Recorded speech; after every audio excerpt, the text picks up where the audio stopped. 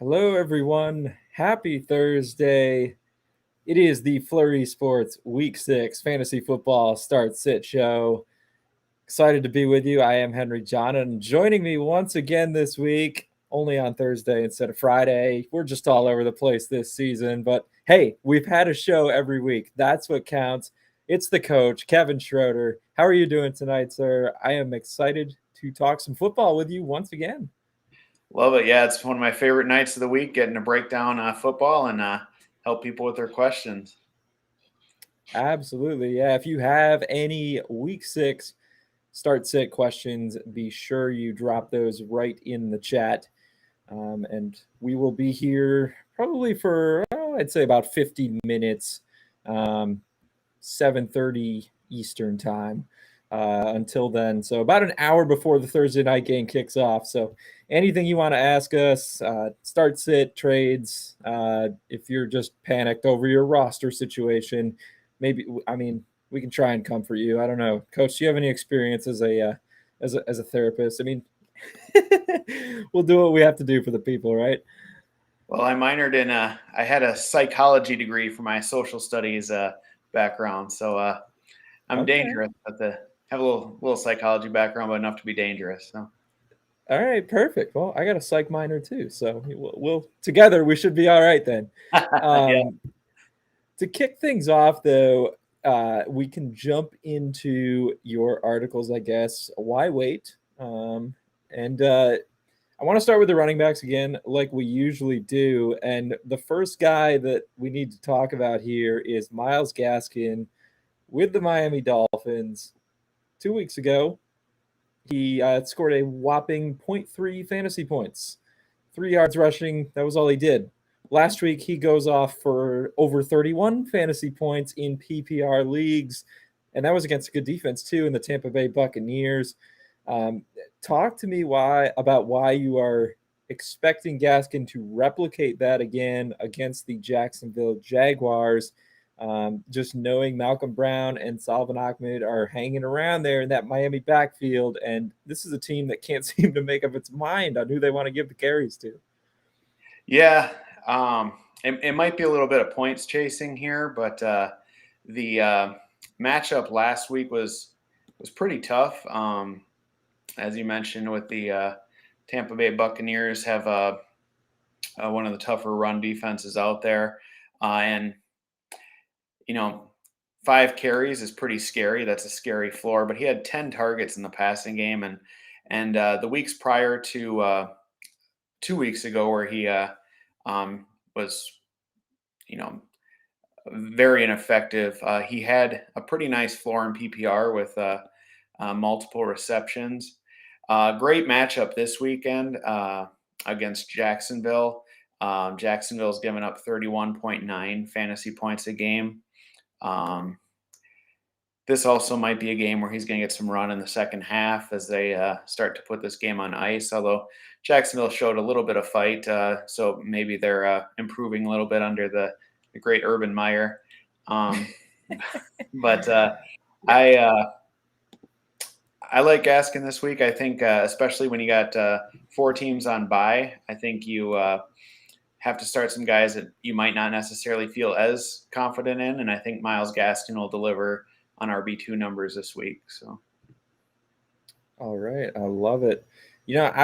Part of me really wants to sit here and say I think Jacksonville could win this game this week. Dolphins have been god awful, and numbers wise, honestly, the Jaguars rate better than them in a few areas I tend to look at. So I don't know. It's a neutral site game though. We'll see. But I wrote a betting preview on it earlier today, and I said it's a battle for Sunshine State supremacy across the pond. It's definitely for Sunshine State runner-up. Kind of a little joke there because the Bucks are down in Florida too. At any rate, I like the Gaskin call. We'll see if he can replicate it last week. I think the big thing for me, and you alluded to it, is the PPR floor of the Dolphins running backs. He should continue to see work there in the passing game. Your other start at running back this week is Zach Moss. with the Buffalo Bills. So staying in the AFC East here, he's got a Monday night matchup against the Tennessee Titans. This Bills offense has been on a roll. You're thinking it continues on Monday in a really a big time early season AFC clash here, another one for Buffalo. Yeah, and Moss has kind of separated himself a little bit. Last week he had just about 3/4 of the snaps and doubled up Singletary on touches. I think he's going to get 14 to 16 touches this week. And with that against Tennessee, I don't see how Tennessee stays in this game, to be honest. It just looking at some of the numbers here, this thing looks like it could get ugly in a hurry. And I could see, Moss getting some carries to run out the clock as well there. You always have Josh Allen lurking to take the goal line touchdown. So, but I just think based on 14 to 16 touches against Tennessee and a positive game script, I think Zach Moss is pretty safe this week. Yeah, the one thing I really like about Zach Moss too, it's not one running back has one role and the other has another in this offense, right? Talking about him and Devin Singletary, like they can both run the ball, they can both catch passes. It's just Zach Moss is the bigger body back. He has the goal line work for sure in this offense, but he has a solid PPR floor, I think, as well. There's just so many pass catchers in terms of receivers, and now Dawson Knox also emerging here this year finally, that you can question how many passes he's going to catch on a weekly basis, but Moss has the ability to do it all. I think most weeks for me, I don't know, would you agree? Most weeks, to me at this point, he feels like a pretty solid RB3 floor. I know some people want to say, he's touchdown dependent, but this offense is so good. And I know projecting out forward, the Bills' schedule is way too easy for a team of their caliber. I'm just going to say that right now. I feel like they're going to wind up winning 13, 14 games this year, especially considering the division they play in. But I think Moss really has a pretty comfortable floor for me at this point. Do you agree? Yeah, and I'm just pulling up the schedule here. He goes on a bye next week, and then Miami, Jacksonville, Jets the next 3 weeks. Yeah. Indianapolis, New Orleans, that gets a little tougher. New England, at Tampa, Carolina, New England, Atlanta. He's got a nice little stretch here coming up after the bye here too, and it gets a little tougher though, kind of on the back end and into the playoffs. But the way the Bills are rolling here, it's hard to trade away a piece of that offense. I think about the only person in that offense that really has been a letdown to this point is, I guess, Cole Beasley and also Gabriel Davis. I was expecting more out of this year too, but I mean, you look at Diggs has been a little less than he was last year, Yeah. and Emmanuel Sanders is really stepping up. Dawson Knox. It's there's a lot of pieces of this offense that are putting up some nice points. So, yeah, Stefan Diggs actually was one of the headline guys in my buy low, sell high column this week as a buy low target. Again, relative to expectations, right? He was drafted at the end of the first round in a lot of 12-team leagues, and he hasn't necessarily lived up to that so far. But the way this offense is rolling, like you say, I think he gets there. And if there's ever a time to buy low on a guy like Diggs, it's now for sure. It's just the addition of Emmanuel Sanders and Knox stepping up. The Bills aren't afraid to use the run game this year. So a lot of good stuff going on there in Buffalo and a lot of fantasy value, I'm sure, to be had moving forward this season. Coach, we are starting to get some questions here in the chat. So let's start with Vopsy. He is wondering about A.J. Brown or Daryl Henderson this week, since A.J. Brown practiced in full here the past couple days. Of course, he's missed the last couple games for the Titans. Tennessee going up against Buffalo, which speaking of the Bills, that defense there is looking a heck of a lot better than last year, a lot more complete for Buffalo this year. So, a bit of a tough matchup there. Daryl Henderson and the Rams, they are taking on the New York Football Giants. And boy, that's a team that has some issues, but according to their coordinator, they're going to get the defense turned around. So, because they're paid to win games, I don't know if that happens this week or not against the Rams offense. Do you have an initial lean there? Yeah, for me it's Henderson all day. I think Henderson is a great play this week. AJ Brown is actually, if you click on the wide receiver start sit for the week, I do actually have, spoiler alert here, I have AJ Brown as one of my sits for the week. Ooh, okay.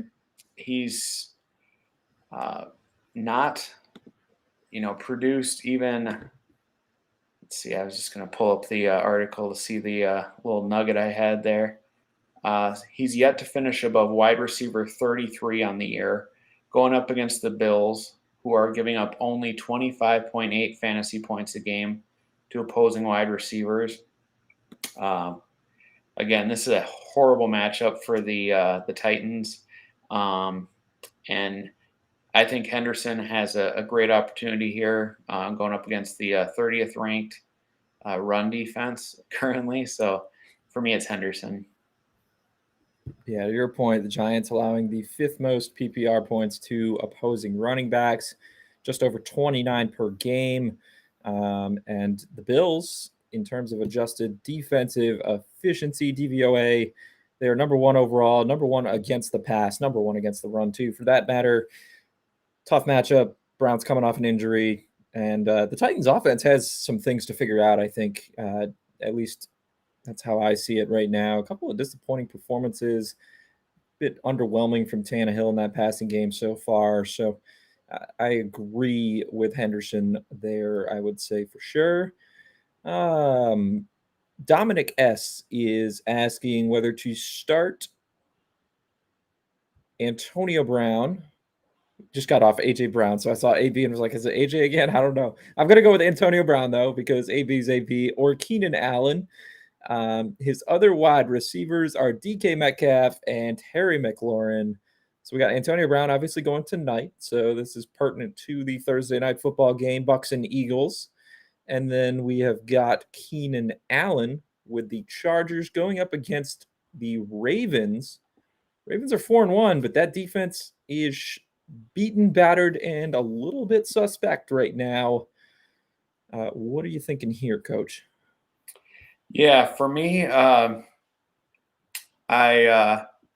really love Scary Terry here. He's got a great matchup this week against the Chiefs. DK Metcalf gets a slight downgrade. We talked about that last week with Geno Smith in there instead of Russell Wilson. But for me, the odd man out here is Antonio Brown. He's the number 3 option. Is Gronk playing tonight? I haven't seen if he's active or not. No, he's not. Yeah, he's still out. He's out, yeah. I would still go Keenan Allen. You're looking at Keenan Allen's the 1A or 1B in Los Angeles there, and Antonio Brown kind of slots in as the 2 or 3 receiver for Tampa Bay. So for me, it's Keenan Allen. All right.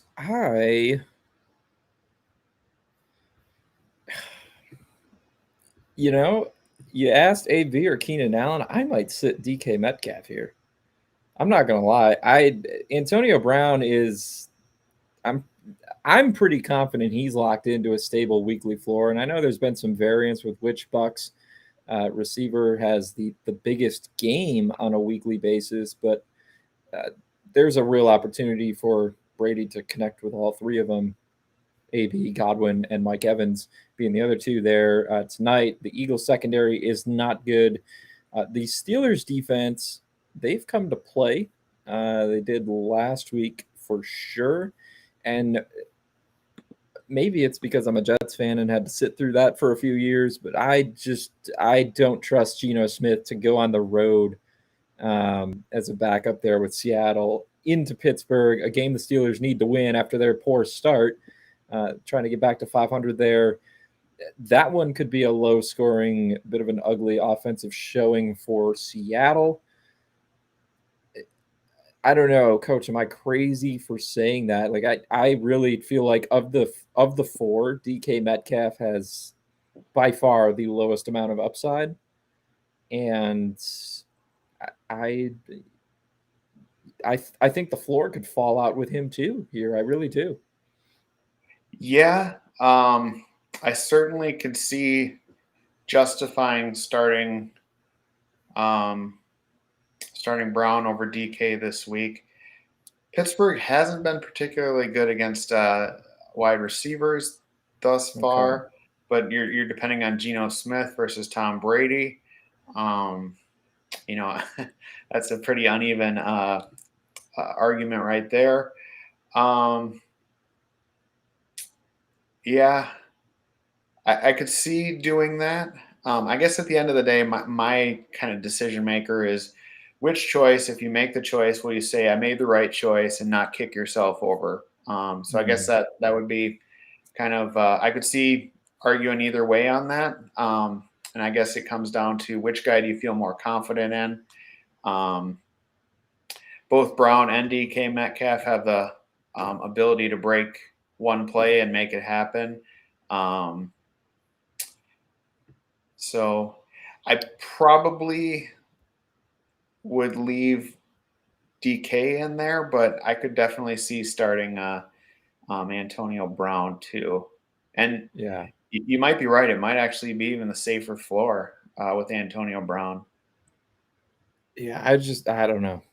I think there's a real argument both ways. To your point, the Steelers allowing the third most fantasy points per game to receivers through 5 weeks, and they are much better adjusted defensively against the run than they are the pass.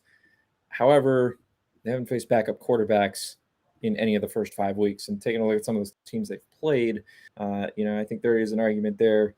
So interesting little debate there for you, I guess, Dominic. As hopefully we helped. Maybe if you want to save the points, I always like to come back on my opponent rather than play with a lead. So if I go that way, I guess that would mean definitely starting DK because he's in the Sunday night game and AB's going tonight. So speaking of that, what's that? And just one other thing on that, I used to shy away from the Thursday night games. I used to think they were going to be more vanilla offense and kind of and I found that there's actually some big time games, big time performances on Thursday night. So it's funny that I actually sometimes skew towards starting my guys in Thursday night games. Yeah, that one really comes down to which guy do you trust more. For me, I could see an argument either way on that. I probably slightly lean Metcalf just because it's more targets will be funneled his way. But then you got the conversation of what's a Geno Smith target worth compared to what's a Tom Brady target worth, right? And it's not like Antonio Brown's not seeing like 7 or 8 targets a game either. So, yeah, I do think you're right. I think Antonio Brown might have the safer floor this week of the two, I convinced and probably more upside too. So you might have convinced me on this one. I might be leaning Antonio Brown here too. What a salesman I am. Who knew? I might as well stop doing this and just go into sales and start selling cars or something, make some commission here. Wow. All right. So coach is coming around. Hopefully we helped you, Dominic S. I was going to say, speaking of that Thursday night game, make sure after, obviously you don't want to do it during our show or anything, but after we're done here, go check out our fearless leader, Zach Bruner, put out a same game parlay bet video over on the Flurry Sports YouTube channel. So smash that subscribe button, hit the little notification bell so you can get alerts so you don't miss any of the Flurry Sports fantasy shows or videos. And check out that same game parlay video. Zach is trying to help you make some money. He's had a couple of nice player prop touchdown score parlays this year.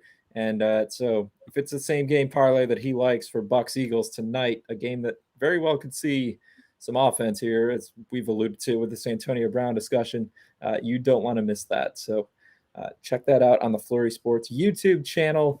Coach, we have got another question in the chat here. BB04 is wondering about a quarterback scenario, Kirk Cousins or Taylor Heineke. So that's Cousins and the Vikings up against the Carolina Panthers. Taylor Heineke and Washington are taking on the NFL's worst defense. Statistically, the Kansas City Chiefs, and I think it's worst defense eye test too, although Browns had some bad blown coverages last week. I'm not going to lie. This is Taylor Heineke for me, and I know Kirk Cousins has been quite effective in terms of fantasy production through the first 5 games overall. And I know Taylor Heineke's Taylor Heineke, right? Like Old Dominion. Do I really want to do that? Yes, you do. I do against the Chiefs. Coach, I know you said you really like this matchup for Terry McLaurin when we were talking to Dominic. Are you going to ride with Heineke here as well? Yeah, for me, I am also on Heineke. Actually, if you flip to the quarterback start sit there, Heineke is one of the starts that I recommend this week. Love him in DFS too. He's dirt cheap. You can easily stack that game, throwing in a little Heineke and putting in, if you want to go with the tight end there with Thomas out, you got I'm blanking on the name here.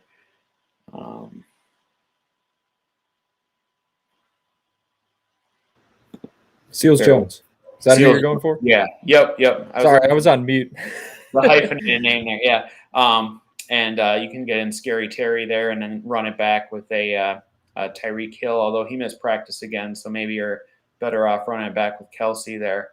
Yeah, I think for me it's Heineke, and I like him a lot this week. I think he should put up some QB1 numbers here. So. Yeah, I love it. So we are in agreement there for you. Justin is in the chat asking, is Tyreek Hill playing this week? Tyreek Hill has been did not practice both yesterday and today, Coach. Justin, I cannot answer for sure whether Tyreek Hill is playing this week, but I would say back-to-back DNP is a little bit of a cause for concern. To be sure, dealing with a quad contusion after last week's loss to the Bills. You'd certainly hope he's playing, because as bad as the Chiefs defense has been, Washington's been right up there with them in terms of leaking yards and points. Actually, they are 31st and 32nd in points allowed per game on the season, respectively, Washington and the Chiefs. So definitely monitor Tyreek Hill's status. The immediate in-house replacement that I would target there probably would be Mecole Hardman, though. He has a similar skill set. Justin is also wondering about Antonio Brown, Davonte Smith, or Josh Jacobs. He needs to start one, Coach, in a PPR league. So 2 of those guys are going tonight in Antonio Brown and Davonte Smith with the Bucks and Eagles. Then we got Josh Jacobs and the Raiders, who I've got to rule him out, I think, right now before we dive too far into it, because Las Vegas is taking on the Denver Broncos, second in points allowed per game. The Broncos also are a top 10 adjusted defense.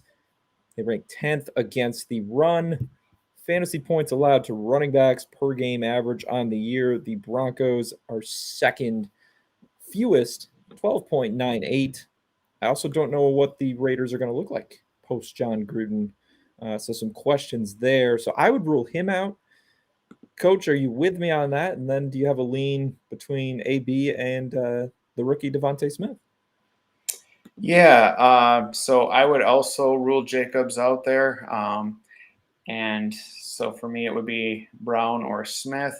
I do like Smith a lot this week. He's actually featured in the article as a start as We're well. teasing your articles left and right here. Yeah. So that I do like Smith a lot. I would have to lean Brown though. I think Antonio Brown would be the play there out of those three. Although Devonte Smith, I think, is emerging and will continue to develop here. But for this week, I would go Antonio Brown. Yeah, to your point about Devonte Smith emerging, played over 92% of Eagles' offensive snaps last week, and he's becoming, I think, the guy there in terms of wide receivers for Jalen Hurts. Now, Eagles are, I believe, without Dallas Goedert. I mean, I highly doubt he was able to clear the the virus protocol. Yes, he will miss the game tonight because of the virus, but they still have Zach Ertz at tight end.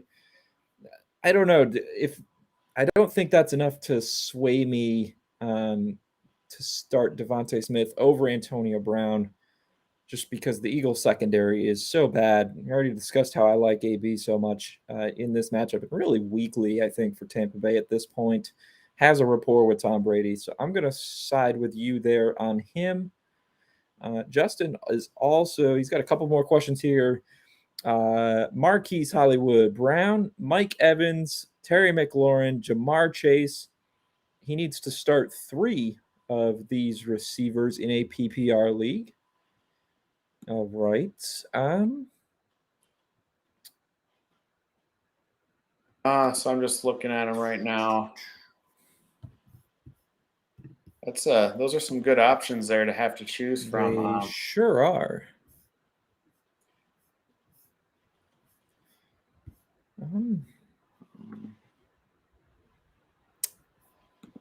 I would probably. I think you have to start McLaurin this week. I think he would be the top guy I would go with out of that, just because the matchup is incredible and he's going to get all the targets he can handle. Yeah, absolutely. Jamar Chase has done nothing but impress as a rookie. I mean, he's really come out of the gate hot. Actually, in referencing the article again, have Jamar Chase as a start again this week. Right. So then it comes down to Mike Evans and Hollywood Brown. And that's pretty tough. I actually wrote about how didn't realize it seemed like early in his career Marquis Brown was pretty inconsistent, kind of riding the roller coaster, but he's been a wide receiver 2 or better in all but one of his last games, going back to like week 9 or 10 last year when I was looking at that. So he's been pretty consistent. But you got Mike Evans here tonight, and you have a tough matchup for Marquis Brown this weekend against the Chargers, who are playing some good pass defense thus far. I think I go Evans. So I think for me, the odd man out is Hollywood Brown. Yeah, I think I got a side. Oh, man. It's tough. It's a tough decision there. Yeah, it's definitely between Hollywood Brown and Mike Evans. I love your quartet of receivers here, for sure. I can't emphasize that enough. I guess I'll make a case to start Brown and sit Evans just because Coach went the other way. I know the Chargers allow the second fewest fantasy points per game to receivers on average, but the Eagles are actually 4th fewest. So, we'll see kind of what comes of that tonight. The Bucs obviously have plenty of mouths to feed there in that offense. I would prefer both Godwin and AB to Mike Evans. That's just I've kind of been on that boat since before the season started. Over for the long haul, those were the two I'd prefer. I'm going to stick with that. And I feel like the Ravens are going to have to score. I could see them falling behind again. I don't think Baltimore's defense can keep the Chargers' offense down for a full 4 quarters for sure. So if that plays out anything like last Monday's game did, and Lamar Jackson has to throw in the second half, I think Hollywood Brown has a pretty good chance of giving you plenty of points there. And then, of course, it's the whole thing where I'd rather play catch up than from ahead because Mike Evans plays on Thursday night. But, Coach said we get a lot of good fantasy games on those Thursday nighters, and he's not wrong. I feel like back in the day, the Thursday night games were all about defense. Nobody knew what they were doing offensively, and that has changed in the past few years. Maybe last year really had something to do with it when the stadiums were empty there for a while. But so we gave you a case on both sides. I guess it comes down to you to make the right call from there. We trust you, Justin. Coach, he has one more question. He's wondering Dawson Knox, TJ Hawkinson, Odell Beckham Jr., Melvin Gordon. He needs to start too. This is also a PPR league. I do not love saying this at all, but I probably would have to start Melvin Gordon as one. And just looking at tight end data. The Titans have actually covered the tight end position well. 5.66 fantasy points allowed. 2 tight ends thus far this season. I don't really like Dawson Knox this week, which is funny because now he's owned in north of 80% of leagues, finally, after being able to throw him in the streamers article all season long. The Bengals also cover tight ends well, but I really don't want anything to do with Odell against Arizona, so I might need your help here. I'm locked in on Gordon, but second one might be tough. Yeah, that's tough.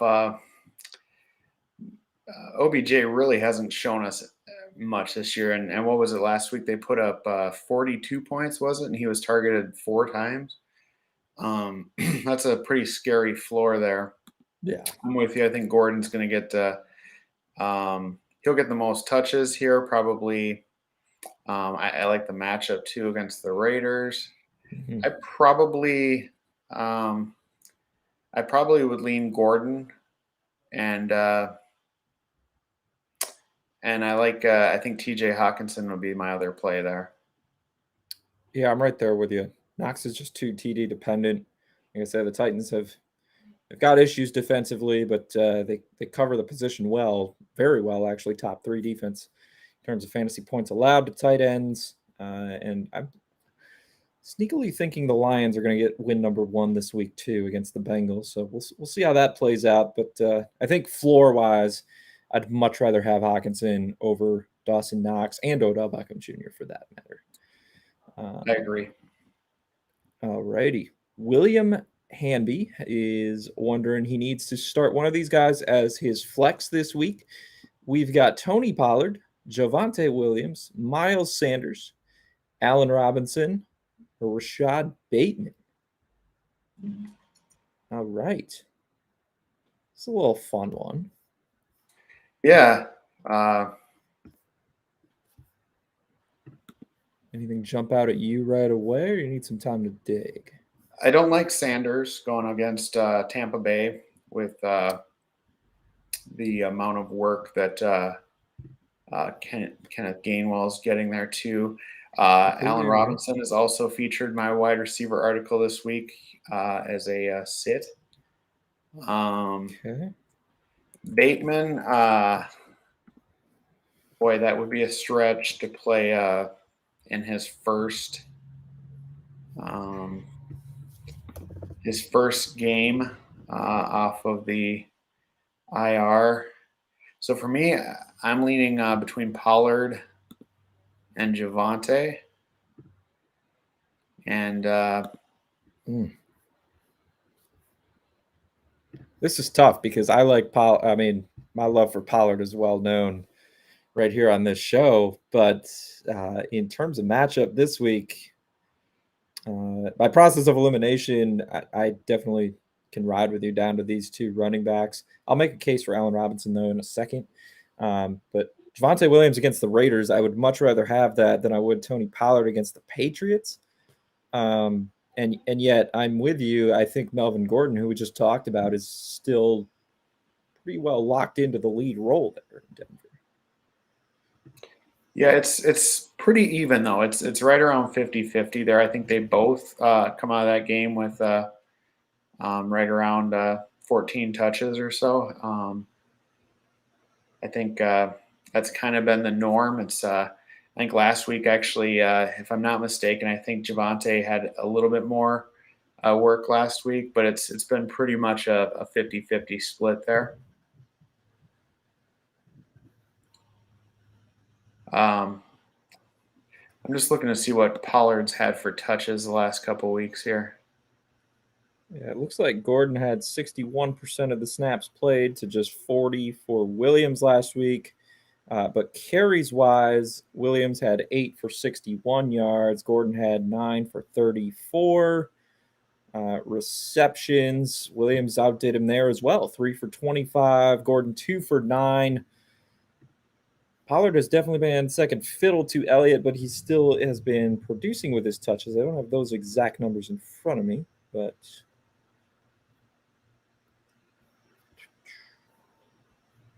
I don't hate Javonte Williams if you have to do that. I think Williams is my play. That would be my play out of those 5 guys there. I think I'm right there with you. Just do not going against Bill Belichick. You know, the Patriots defensively, they have been really solid, other than letting their guard down against Davis Mills in the first half last week. But I think they'll have a game plan ready for the Cowboys. Allen Robinson, though, I don't know. I could go back to him for a second because, you know, the Packers secondary is banged up right now for sure. In terms of fantasy points allowed to receivers, Green Bay not kind of in the middle of the pack right now, Coach. In terms of the health of their defensive backs, they are struggling. However, it seems like the Packers' weakness defensively has been a whole lot more against the run than the pass. In terms of adjusted defensive numbers is what I'm looking at. But I'm concerned about the lack of targets too. Yeah, Justin Fields under center for Chicago is the case against Allen Robinson there a little bit, I would say for sure. Yeah, he's failed to reach double-digit fantasy points in, I think, all but one of his starts. You know, I could see. It seems like to me at some point this is going to click and Allen Robinson is going to have a huge game. But until that, it might be if you're rolling him out there, I think. Let's just say this: if you need a nice high floor, I think Williams is probably your safest bet. If you need to roll the dice, you're a big underdog. You want to, if you think you need more upside, Allen Robinson could always hit for a big play. It could, I think, when he does hit, he might have a nice week. But I think the safest play of those is Javonte. I think I'm with you. Floor-wise, Devonte Williams. Upside-wise, I could see Allen Robinson. I could also see Tony Pollard, of the two running backs there, having more upside than Devonte Williams both this week and really any given week until Williams assumes the lead role in that backfield. And William also said the Patriots allow or giving up one of the most or up there as one of the most receiving yards to running backs. So he was leaning Pollard again. Yeah, ceiling wise, I think you could definitely make a case for Pollard there. Floor wise, I think Coach and I are in agreement though. Devonte Williams probably your best bet to give you something as far as a decent production. So kind of assess your matchup and see what's best for you. There is the way to go. We got a whole bunch of chats here, Coach. The second take extra is wondering Melvin Gordon or Latavius Murray in PPR this week. Oh, that Ravens Melvin Gordon. backfield.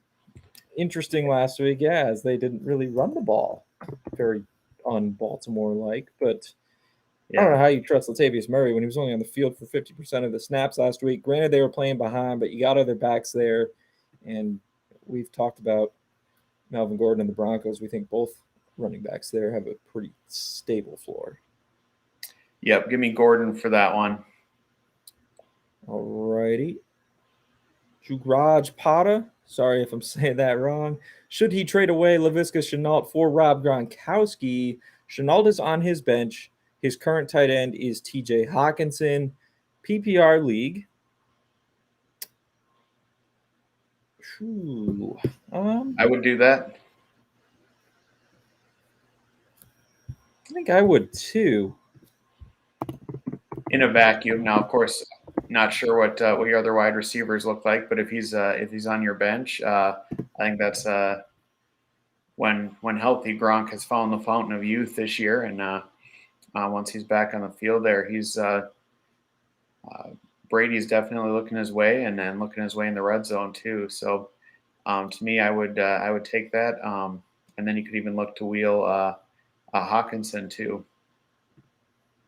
Yeah, absolutely. The touchdowns, like you say, and then also, everyone was like, "Oh, Shenault finally came out there that Thursday night game against the Bengals in prime time," and guess what? He didn't catch a pass until the second half last week in that loss. And tight end Dan Arnold was the leading receiver for the Jags, so I'm on board with getting Gronk there for him as well. It's hard to trust any Jaguars not named James Robinson at this point. Lucius for Vorenus 44.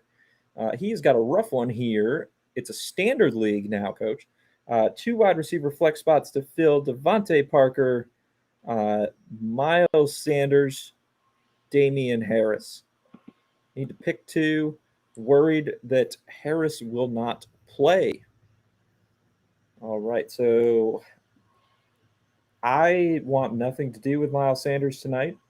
Number one, the Eagles, when they run the ball, it's Jalen Hurts, it seems like 60% of the time. Number 2, he's in a split backfield with Kenneth Gainwell. Number 3, the Bucs run defense is the Bucs run defense. I don't love Devontae Parker, though, either. I know Tua is supposed to be coming back for the Dolphins this week. I know it's a nice matchup against the Jaguars. I just have a hard time trusting him. And then Damian Harris, we'll get some more intel on his injury situation quick. And we need 2 of these guys, Coach, so can we come up with 2?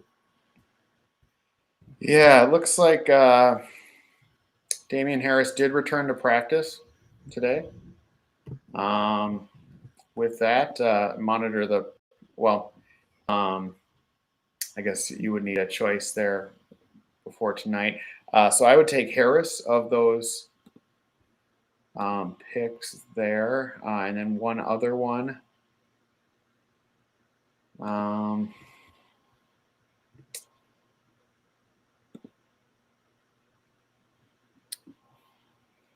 That's tough. I would probably lean Devonte Parker.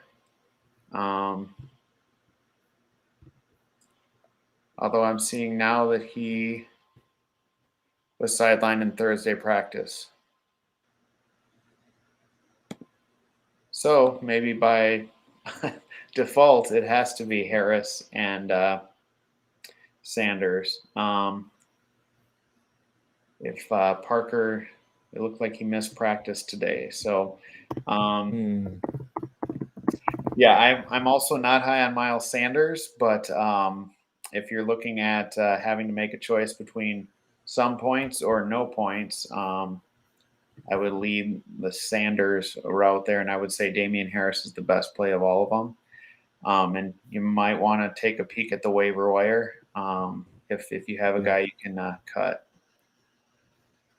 Yeah, that would be, I think, what I'm looking to do there too is go to waivers perhaps first and foremost, Devonte Parker, of course, didn't play last week, and Coach's point didn't practice today. Harris, a limited participant, so he'll probably be fine. And I just don't love starting Sanders tonight without at least checking waivers here, right, and seeing what else is out there. So that would be the direction I go to. I almost feel like, I know this is crazy to say, but go take a look and see if Quez Watkins is out there and maybe take a dart throw on him. If you need a high ceiling, I don't know that Miles Sanders is it. I could see Quez Watkins is playing snaps. He's getting open. There's a solid floor there each week. He's, a big few more catches and a score away from really turning in a nice line, and he could very well do that tonight, I think, against the Bucs. So not the worst flyer in the world. Hopefully Coach doesn't think I've lost it here. Let's see. Sanders has a tough matchup, and he's not even going to get the PPR points tonight. There's passing game work is pretty much going to go through Gainwell. So I don't see how he does anything except for if he can score a touchdown. I think that's the only way he puts together a decent night. So. Yeah. Lucius actually did comment further down. I do have Amon-Ra St. Brown on waivers if he's that desperate. I like Amon-Ra St. Brown a lot this week and going forward, so long as Quintez Cephas is out. Bengals secondary is nothing to ride home on. I don't know. Would you consider him over any of those other options, Coach? Assuming all three of those guys play. Yeah, I don't like Evans here this week. Was this a PPR? It was a standard.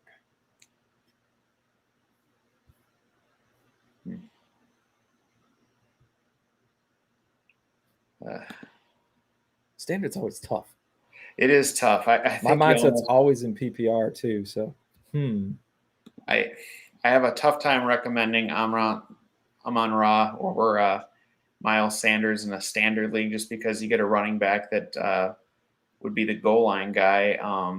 Can fall into the end zone right there. You got your day. I probably would go Sanders in a standards league. I don't like it, but I think that's probably your best play there in a standards league. I would probably consider going Amon-Ra in a PPR league though. Yeah, that's close for me for sure. I don't know yardage wise. I could see Amon-Ra having a big day though, so that is a tough one.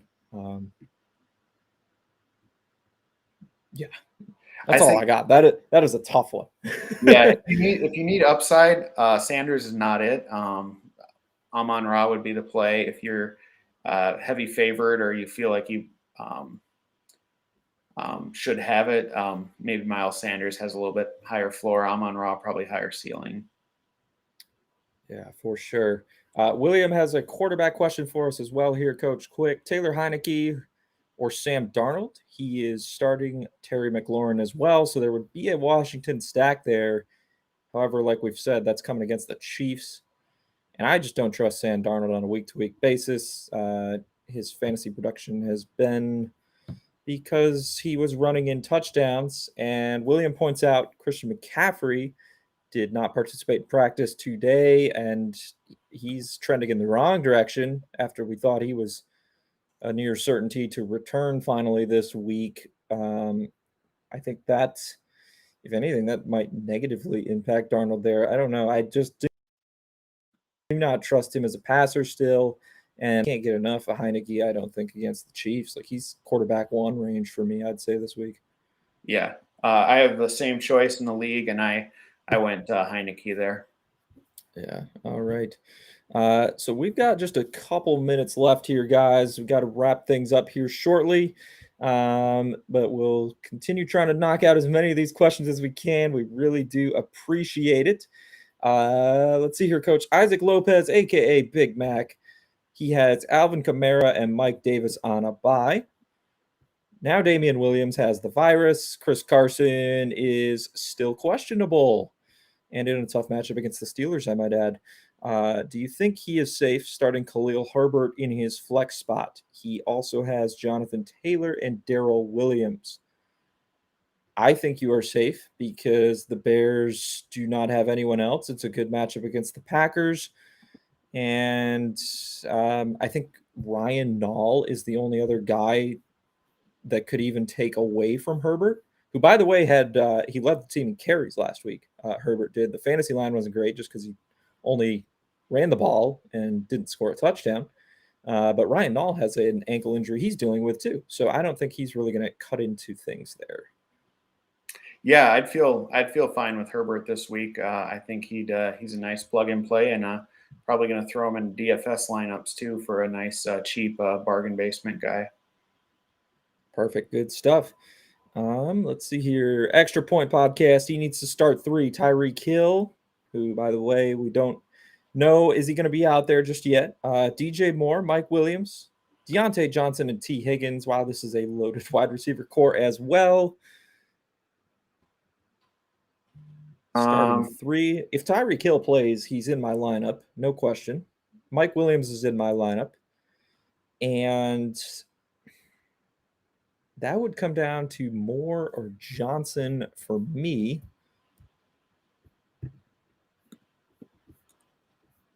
I agree with you. Tyreek Hill did miss practice today again, so I would probably but if he plays 100%, I'd go with him. I would also go with Mike Williams at this point. I think you have to. And then for me, it would be DJ Moore. Okay. T. Higgins, I think he's kind of taking a bit of a backseat. I think Jamar Chase is kind of emerging as the number one.